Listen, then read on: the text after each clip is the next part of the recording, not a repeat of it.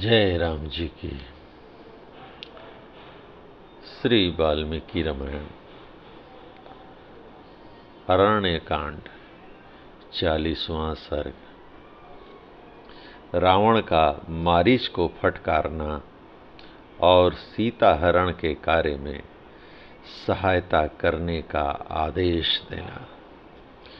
मारीच का वह कथन उचित और मनन योग्य था, तो भी जैसे मरने की इच्छा वाला रोगी दवा नहीं लेता, उसी प्रकार उसके बहुत कहने पर भी रावण ने उसकी बात नहीं मानी। काल से प्रेरित हुए उस राक्षस राज ने यथार्थ और हित की बात बताने वाले मारीच से अनुचित और कठोर वाणी में कहा, दूषित कुल में उत्पन्न मारीच, तुमने मेरे प्रति जो ये अनाप शनाप बातें कही हैं, ये मेरे लिए अनुचित और असंगत हैं। ऊसर में बोए हुए बीज के समान अत्यंत निष्फल हैं।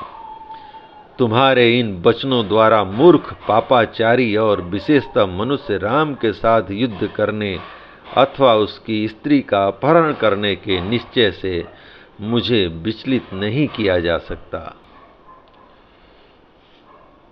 एक स्त्री कैकेयी के मूर्खतापूर्ण वचन सुनकर जो राज्य, मित्र, माता और पिता को छोड़कर सहसा जंगल में चला आया तथा जिसने युद्ध में खर का वध किया है, उस रामचंद्र की प्राणों से प्यारी भार्या सीता को मैं तुम्हारे निकट ही अवश्य हरण करूंगा। मारीच, ऐसा मेरे हृदय का निश्चित विचार है। इसे इंद्र आदि देवता और सारे असुर मिलकर भी बदल नहीं सकते। यदि इस कार्य का निर्णय करने के लिए तुमसे पूछा जाता है, इसमें क्या दोष है, क्या गुण है, इसकी सिद्धि में कौन सा विघ्न है, अथवा इस कार्य को सिद्ध करने का कौन सा उपाय है, तो तुम्हें ऐसी बातें कहनी चाहिए थी। जो अपना कल्याण चाहते हो, उस बुद्धिमान मंत्री को उचित है कि वह राजा से उसके पूछने पर ही अपना अभिप्राय प्रकट करे, वह भी हाथ जोड़कर नम्रता के साथ। राजा के सामने ऐसी बात कहनी चाहिए जो सर्वथा अनुकूल, मधुर, उत्तम, हितकर, आदर से युक्त और उचित हो। राजा सम्मान का भूखा होता है।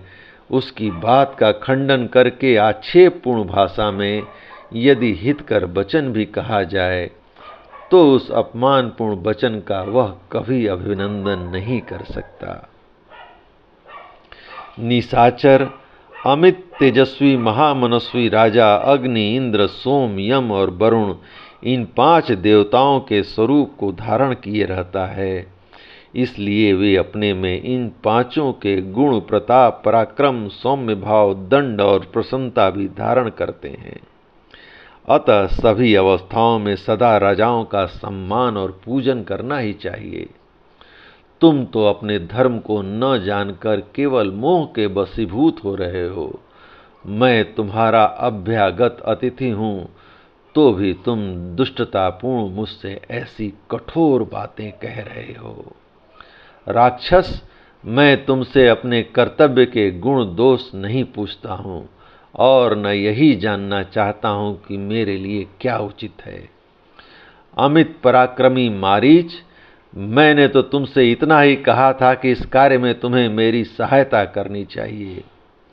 अच्छा, अब तुम्हें सहायता के लिए मेरे कथनानुसार जो कार्य करना है, उसे सुनो।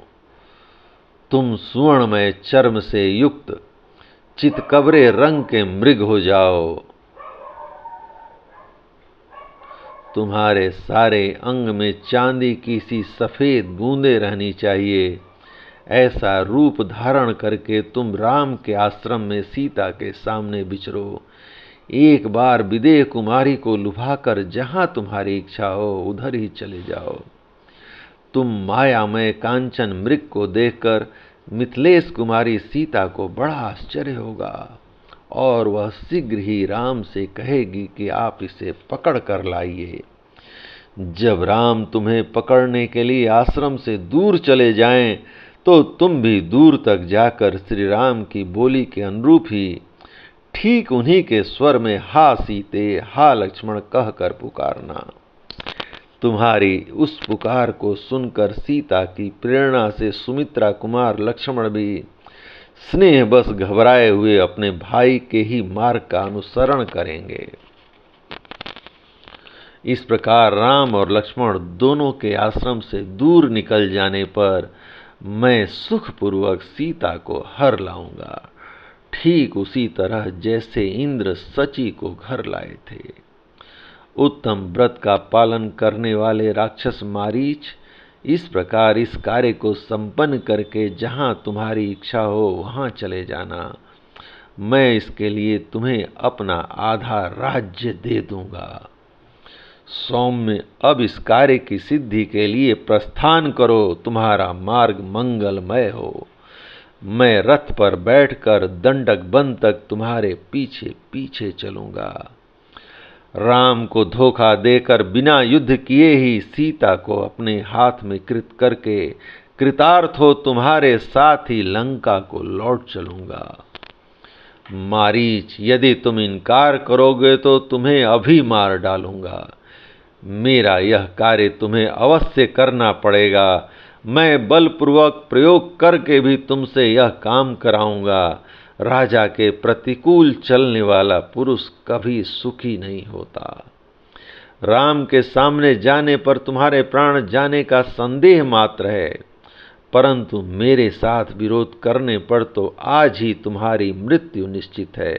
इन बातों पर बुद्धि लगाकर भली भांत विचार कर लो। इसके बाद यहाँ जो हित कर जान पड़े उसी प्रकार तुम करो। जय राम जी की।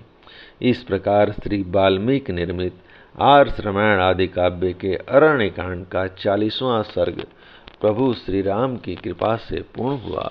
जय राम जी की।